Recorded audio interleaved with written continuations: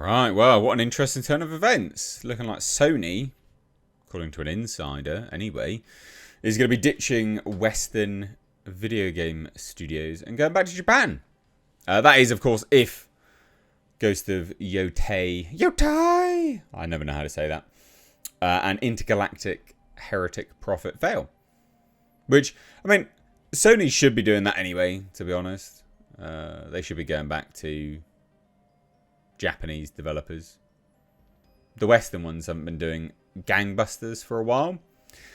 And if you look at Sony as a company, its sort of orthodoxy, its ideological, cultural base, it is Japanese, which is very, very sort of conservative / right wing.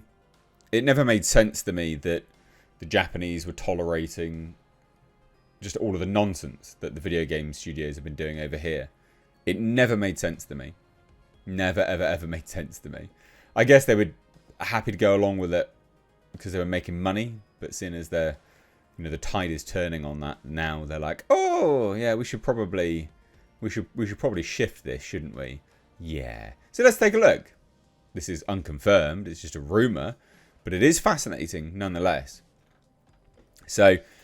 And I'll leave this article link down below because it is related. I mean, they have the source here, apparently.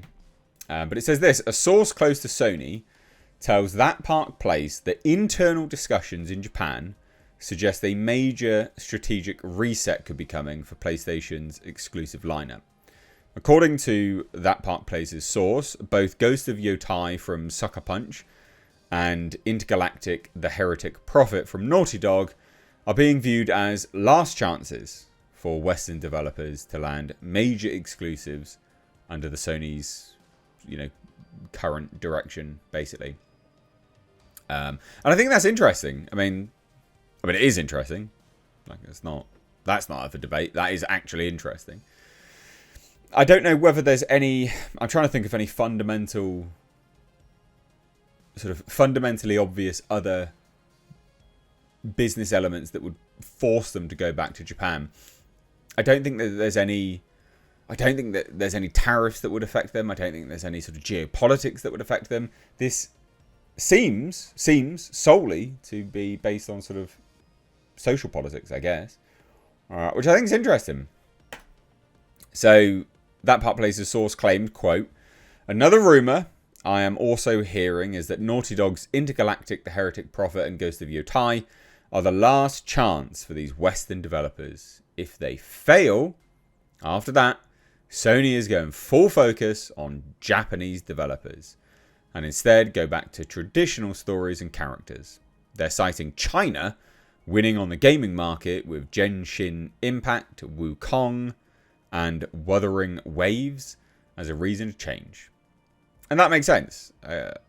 Again, to me, it's never made sense that Sony started pouring cash into Western video game developers. The Japanese video game developers have made such great stuff.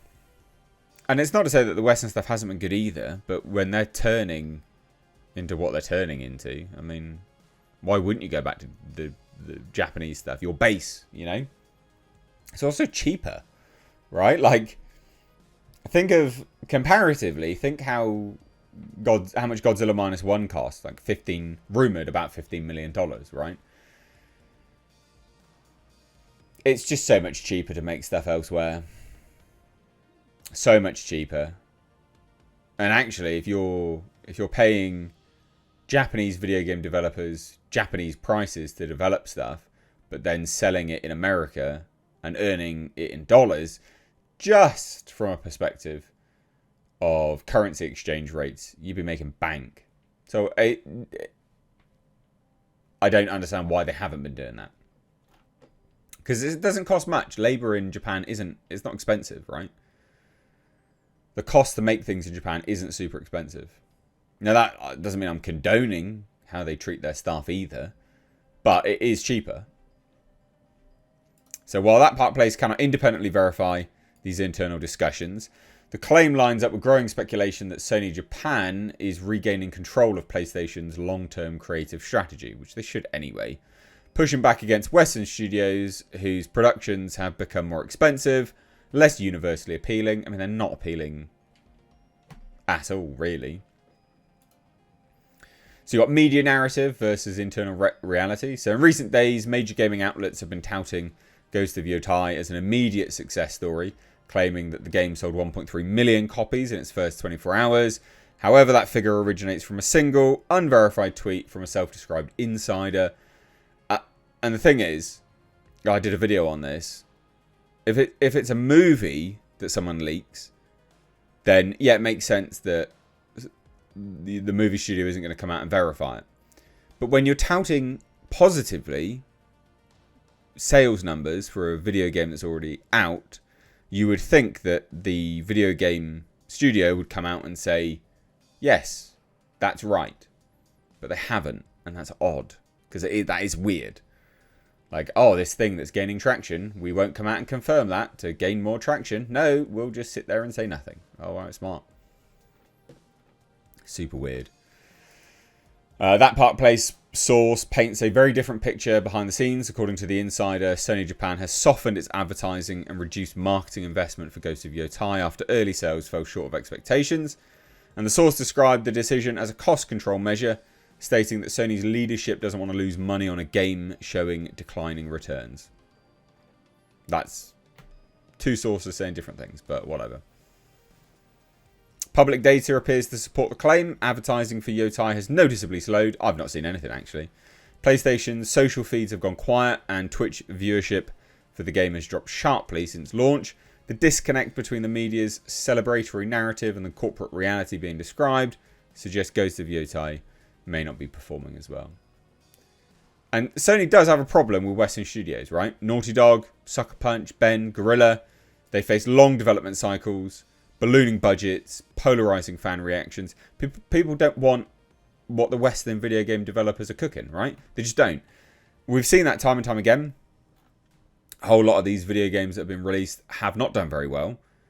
And it makes sense. You know, like people... I don't buy, a Japanese meal to eat Western food. If I'm buying, like a Japanese video game, I want it to be Japanese, right? Like you just do. It's always seemed weird to me that Sony has been pouring money into Western video games. Now, it's not to say that you can't have Western video games, but corporate-backed Western video games, yeah, nah. Because they're corporate-backed. So the sort of capitalist society where it's make or break, more so on budget, because they're more independent, then you're generally going to cater to what the audience wants more. These people feel, I think, emboldened to produce more agenda-driven shit, effectively. And China's been doing really well with video games. Black Myth Wukong, Genshin Impact. They've done loads. They've done great, mega money. And I don't even think like the Japanese are that interested in playing these games. They're like, whoa, what's this? No thanks. Like the Sony games. So it makes sense to change it. So that's it really. There's not much else here. It is a rumor. We don't know.